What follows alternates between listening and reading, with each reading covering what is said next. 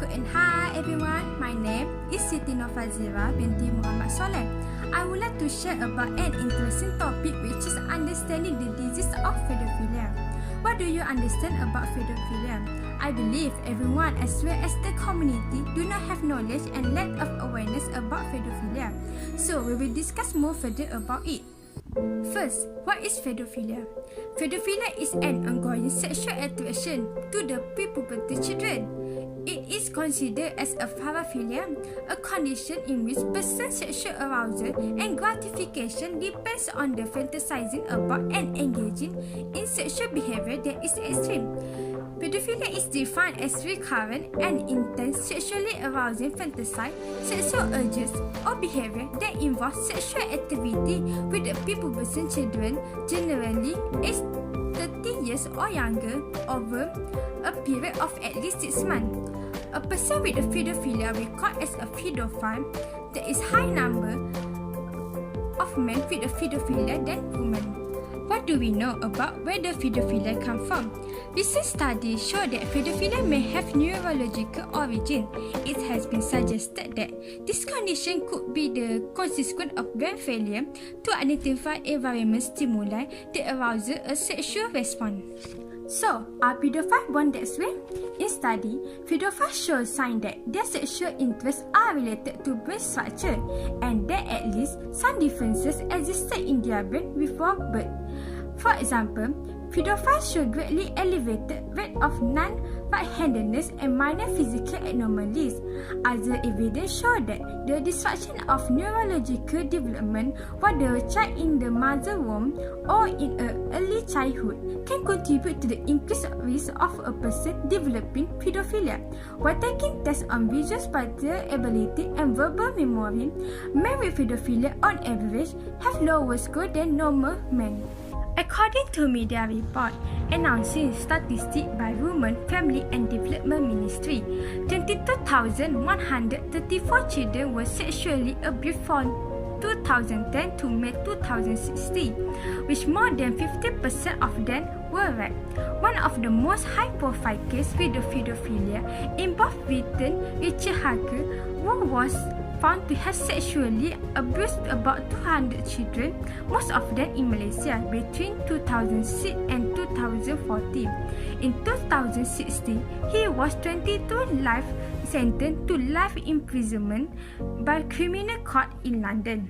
However, on 30 October 2019, Hacker was found dead in prison. UK media reports said he was found stabbed multiple times in his cell near York, north of England. So, this is picture of Richard Hacker. So, it proves that pedophilia is not minor issue.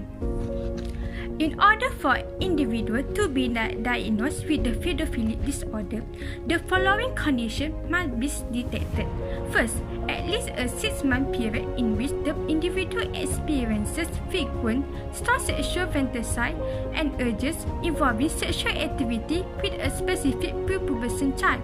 Second, the individual has add-on urges or suffer from significant anxiety or face trouble with social and job function or other aspects of life. And third, the individual is at least 16 years old and 5 years older than the child. Next, for the effect. Living with the pedophilic disorder may lead to the many other psychological problems such as depression, anxiety, and alienation.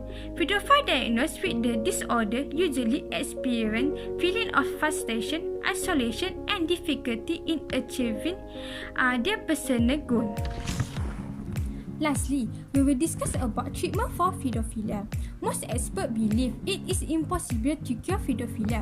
However, therapy may help a pedophile to get their feelings under control and refrain from acting on them. A combination of dynamic psychotherapy, behavioral technique, chemical abuse, and surgical intervention can work if pedophile is willing to admit his problem and participate in treatment. For those who are at high risk of committing sexual offences, medication can be prescribed to reduce intensity of patient's sex life. For the authorities, they should provide support service to victims to enable them to overcome their trauma as well as monitor and rehabilitate them.